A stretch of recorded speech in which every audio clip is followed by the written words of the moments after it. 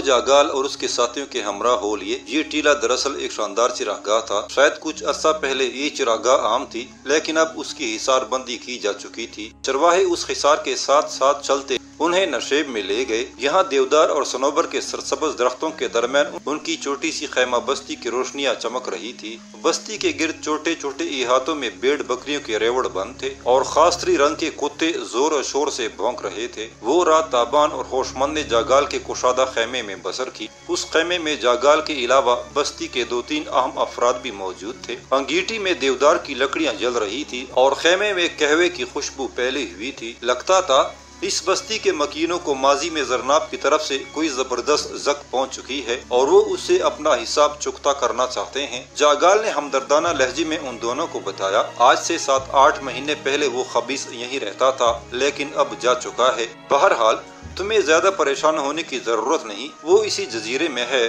ہم اس کا پتہ جانتے ہیں۔ اس کے بعد جاگال نے انہیں تفصیل سے زرناب کا حدود اربہ سمجھایا۔ ان باتوں سے پتہ چلا کہ زرناب نے اپنے تمام ریوڑ بیچ ڈالے ہیں۔ اس نے جزیرے کے شمالی ساحل پر گنجان آباد میں ایک مکان خرید رکھا ہے اور وہاں بڑے ٹاٹ سے رہتا ہے۔ اس کا میل جول عیاش لوگوں سے ہے اور وہ خود بھی بڑے رنگین شب و روز گزارتا ہے۔ حال ہی میں اس نے اپنی حفاظت کے لیے چند خطرناک غنڈے پالے ہیں۔ یہ غنڈے لوگوں کے ہاتھ پاؤں توڑنے میں بڑی مہارت رکھتے ہیں۔ جاگال نے انہیں مشورہ دیتے ہوئے کہا، اگر تم زرناب سے اپنا حق کی خدمت وصول کرنا چاہتے ہو تو اس کا بہترین طریقہ یہ ہے کہ جزیرے کی عدالت سے رجوع کرو۔ منصف بہت انصاف پسند شخص ہے، وہ زرناب جیسے سرکشوں کو ناکو چنے چبوا دیتا ہے۔ تابان نے کہا، محترم، آپ ہمیں کمزور نہ سمجھیں، ہم اپنا حق بزور بازو بھی حاصل کر لیں گے۔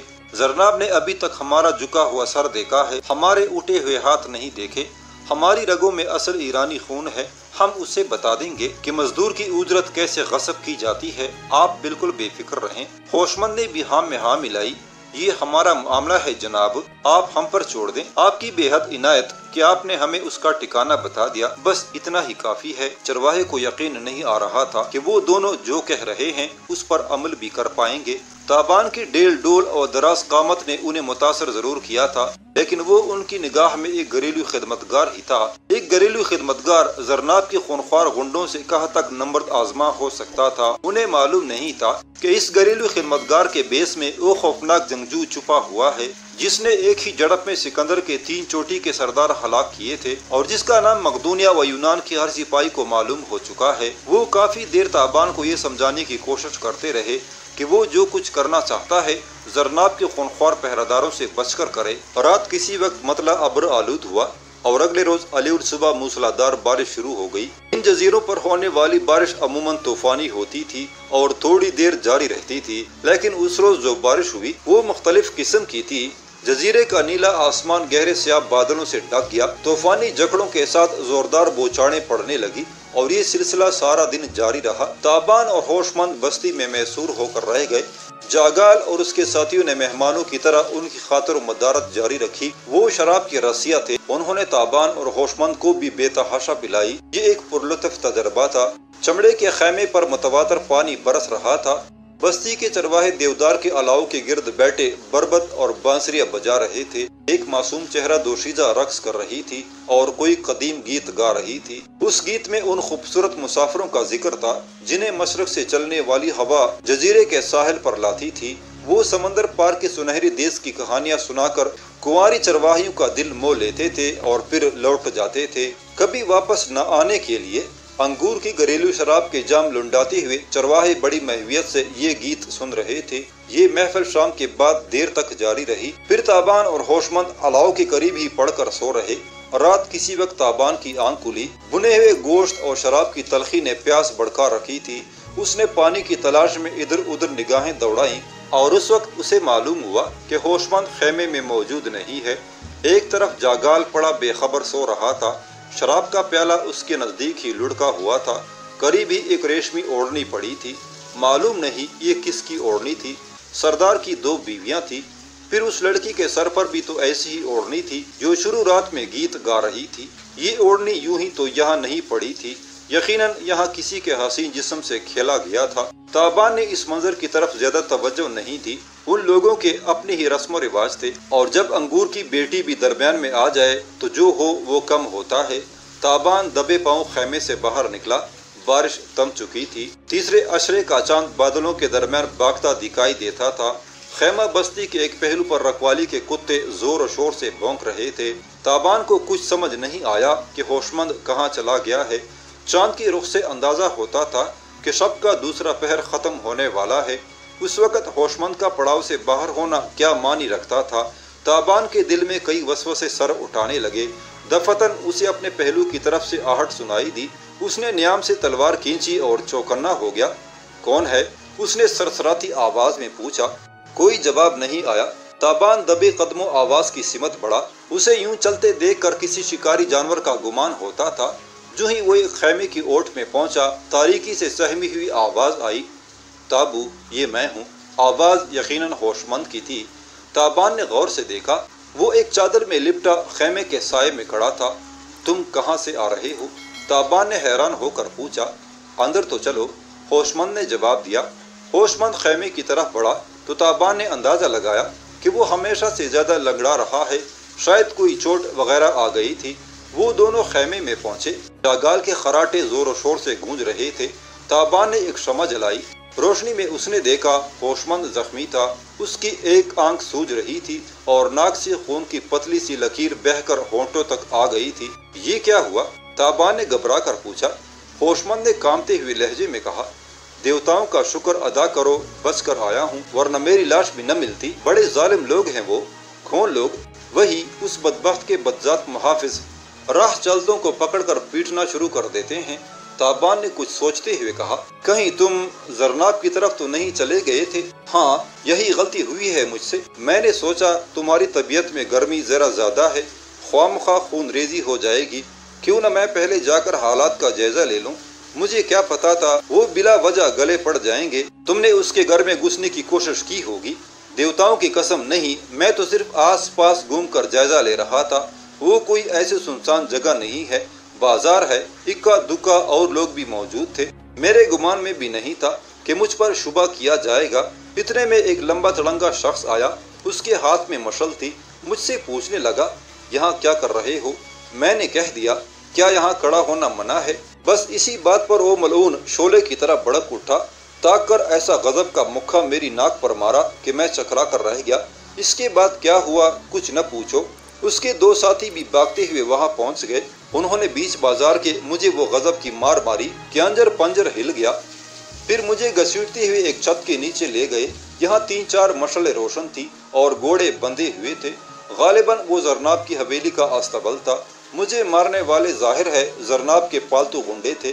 उन्होंने मुझसे पूछगछ शुरू कर दी कि मैं कौन हूँ और यहाँ क्यों घूम रहा था। मैंने उन्हें बताया कि मैं यहाँ बिल्कुल अजनबी हूँ। अपने साथी के साथ फल फरोख्त करने के लिए जजीरे पर आया था।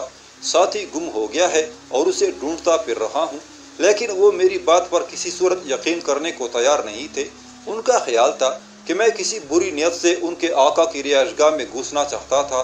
वो बार बार किसी रीझ का जिक्र भी कर रहे थे। सख्त पूछताछ और छानबीन के बाद वो मुझे छोड़ने पर आमादा हुए। लेकिन इससे पहले उन्होंने मुझसे दस्तबस्ता माफ़ी मंगवाई और हुक्म दिया कि मैं मुंह से बिल्ली की तरह म्याऊं म्याऊं की आवाज़ निकाल कर तस्लीम करूं कि मुझसे गलती हुई है। तुम तो जानते हो ताबू, मैं लड़ने पर आ जाता तो गजब हो जाता था। मरने से पहले मैं 3-4 की मौत तो गजबनाक कर ही देता। लेकिन मैं मामला बिगाड़ना नहीं चाहता था क्योंकि इसमें हमारा ही नुकसान था। लिहाजा शराफत से म्याऊं म्याऊं की आवाज़ें निकाल कर अपनी जान छुड़ाई और गिरता पड़ता यहाँ पहुँचा हूँ। होशमंद की हालत जार देखकर ताबान के सीने में आग सी रोशन हो गई। उसका दिल चाहा अभी पड़ाव से निकले और जरनाब की गर्दन नापने के लिए उसकी हवेली में पहुंच जाए। शायद रात इतनी ज्यादा न बीती होती तो वो निकल भी पड़ता, लेकिन अब मुमकिन नहीं था। और फिर होशमंद भी उसके सामने मौजूद था। वो किसी तौर उसे तन्हा खतरे में कूदने की इजाजत न देता। ताबान ने अपने दिली जज्बात को चेहरे से जाहिर नहीं होने दिया और खुशक लहजे में बोला, तुम्हें इस तरह बगैर मशवरे के वहाँ नहीं जाना चाहिए था। मामला बिगड़ जाता तो किए किराए पर पानी फिर जाना था। होशमंद ने बुरा सा मुंह बनाकर गुस्से से कहा, तो तुम चाहते हो अब मैं तुम्हारे सामने भी म्याऊं म्याऊं की आवाज़ें निकालूं? ताबान बोला, मेरा मतलब ये है कि हमें अब जल्दबाजी से काम नहीं लेना चाहिए। हम कामयाबी के बिल्कुल करीब पहुंच चुके हैं। बेहतर है कि 1-2 रोज अच्छी तरह सोच विचार करने के बाद कोई कदम उठाएं। कैसा कदम? होशमंद ने मुंह पहलाए पहलाए पूछा। یہی کہ زرناب کو یہاں سے کس طرح لے جانا ہے، یہ بات تو ثابت ہو چکی ہے کہ وہ اپنی خوشی سے ہمارے ساتھ روانہ نہیں ہوگا، اس کے ساتھ زبردستی کرنا پڑے گی۔ دوسرے لفظوں میں ہم اسے گرفتار کر کے یہاں سے لے جائیں گے۔ میں غلط تو نہیں کہہ رہا؟ ہوشمند خوب غور سے تابان کی باتیں سن رہا تھا۔ یکایک اسے احساس ہوا کہ تابان باتوں میں لگا کر اس کی خفگی دور کرنے کی کوشش کر رہا ہے۔ وہ ایک بار پھر ہتے سے اکڑ گیا، بیزاری سے بولا، ٹھیک ہے، جو تمہاری سمجھ میں آئے کرو، دنیا جہاں کی عقل تمہارے ہی دماغ میں تو گھسی ہوئی ہے۔ اس کے بعد اس نے روٹی ہوئی بیوی کی طرح منہ پھیرا اور ادھ بجھی انگیٹھی کے پاس بیٹھ کر اپنی غضب کی سوجی ہوئی آنکھ پر ٹکور کرنے لگا۔ رات تاریک اور خشک تھی۔ جب خیمے میں جاگال اور ہوشمند کے خراٹے گونجنے لگے تو تابان بائستگی اپنی جگہ سے اٹھ گیا۔ آج وہ وہی کام کرنے جا رہا تھا جو کل رات ہوشمند نے کیا تھا۔ کل ہوشمند کی مہم جوئی سے تابان بے خبر تھا، آج رات تابان کے منصوبے کی ہوشمند کو خبر نہیں تھی۔ تابان نے سردار جاگال کا خمدار خنجر اپنی کمر سے اڑسا اور دبے پاؤں اس احاطے میں پہنچ گیا جہاں چرواہوں کے گھوڑے بندھے رہتے تھے۔ اس استبل نما جگہ سے اس نے کچھ راسے سمیٹ کر کمند کی شکل میں جوڑ لی، پھر ایک تندرست گھوڑا لیا اور اس کے ساتھ پیدل چلتا ہوا پڑاؤ سے نکل آیا۔ رکوالی کے کتوں سے کافی فاصلے پر جا کر اس نے گھوڑے کی پیٹھ سنبھالی اور جزیرے کے شمالی ساحل کی طرف روانہ ہو گیا۔ تاریک راستوں پر قریباً 2 کوس کا فاصلہ طے کر کے وہ جزیرے کے انتہائی شمال میں پہنچ گیا۔ اس جگہ جزیرے کی آبادی بہت گنجان تھی، جگہ جگہ مخروطی میناروں والی عبادت گاہیں اور پون چکیاں نظر آ رہی تھی۔ راستے سیدھے تھے اور ایک دوسرے کو زاویہ قائمہ پر قطع کرتے تھے۔ ان راستوں کے دونوں اطراف خوبصورت مکانات اور بازار تھے۔ رات کافی ہو چکی تھی، مشعل بردار پہرےداروں کے علاوہ اکا دکا افراد ہی نظر آ رہے تھے۔ ہوشمند کی فراہم کردہ معلومات کے ذریعے تابان اس شاندار مکان کے سامنے پہنچ گیا جو دور دراز جزیرے میں زرناب مقدونی کا مسکن تھا۔ تابان مکان کے سامنے رکنے کے بجائے آگے بڑھتا چلا گیا اور طویل چکر کاٹ کر عقب کی ایک اندھیری گلی میں پہنچ گیا۔ اس طرف روشنی تھی اور نہ پہرا۔ وجہ یقیناً یہی تھی کہ اس طرف سے مکان کے اندر داخل ہونا ناممکن تھا۔ ایک سیدھی سپاٹ دیوار بالائی منزل کی چھت تک چلی گئی تھی۔ اس تاریک گلی میں پہنچ کر تابان نے گھوڑا ایک طرف باندھ دیا، پہلے جوتے اتار کر خرجین میں رکھے، پھر فراق بھی اتار دیا۔ اب اس کے جسم پر ایک لنگوٹی کے سوا اور کچھ نہیں تھا۔ خنجر لنگوٹی میں اڑس کر اس نے خود ساختہ کمند تامی اور عمل کے لیے تیار ہو گیا۔ چند ہی لمحے میں وہ مکان کی چھت پر پہنچ چکا تھا اور نیچے جانے والے زینوں کی طرف بڑھ رہا تھا۔ اس کی حرکات و سکنات میں بلا کی پھرتی تھی۔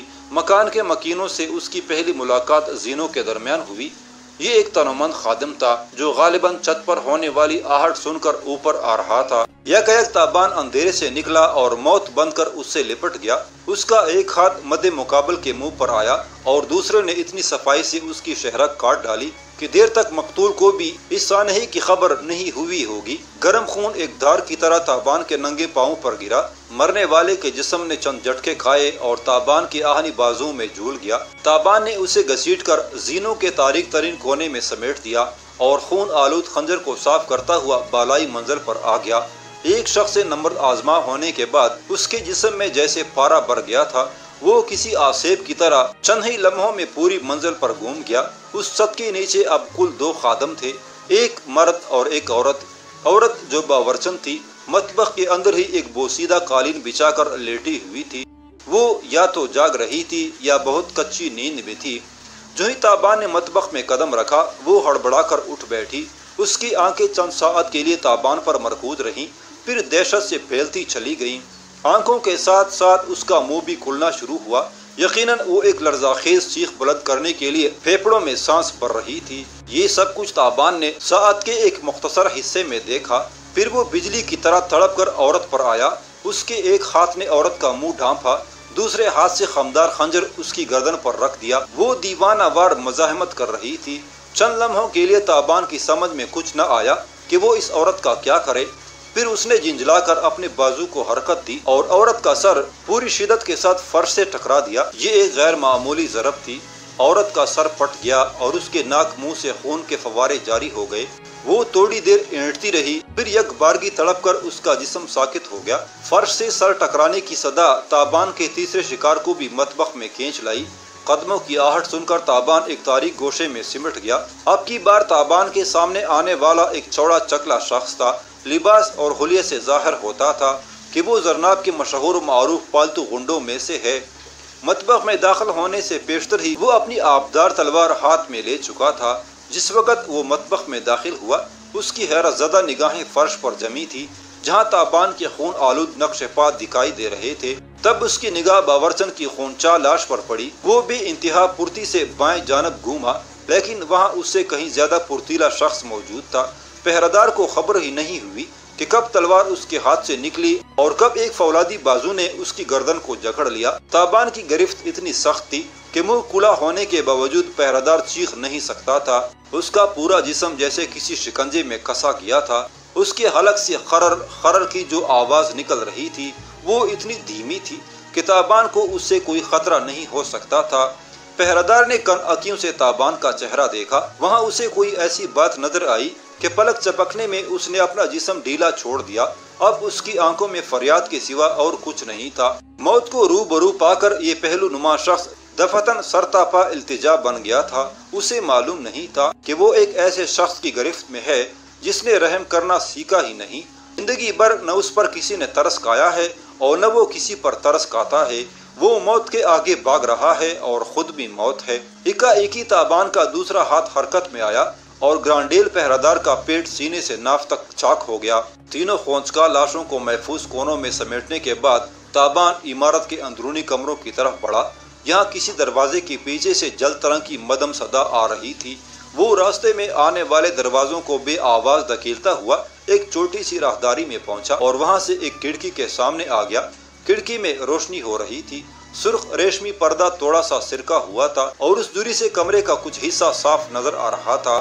یہ ایک شاندار خوابگاہ تھی، شاندار اور وسیع و عریض۔ در و دیوار سے شان و شوکت ٹپکتی تھی۔ دبیز قالین، قیمتی فانوس، زرتار پردے اور غالیچے جن پر ساغر و مینا اور پھول پتوں کی تصویر کشی کی گئی تھی۔ خوابگاہ کے فانوس میں خوشبودار شمع جل رہی تھی۔ ان کی روشنی میں ایک وجیح مرد آرام دہ مسہری پر پھیلا ہوا تھا۔ اس کے گنگریالے بالوں کی ایک لٹ پیشانی پر تھی۔ گریبان کھلا تھا اور کرتے کے اندر سے سینے کے سیاہ بال جھانک رہے تھے۔ مرد کے پاؤں کی طرف ایک خوبصورت عورت قالین پر بیٹھی جل ترنگ بچا رہی تھی۔ اس کی نازک انگلیاں تیزی سے ساز پر حرکت کر رہی تھی اور خوابگاہ کی فضا مدھر موسیقی سے معمور ہو رہی تھی۔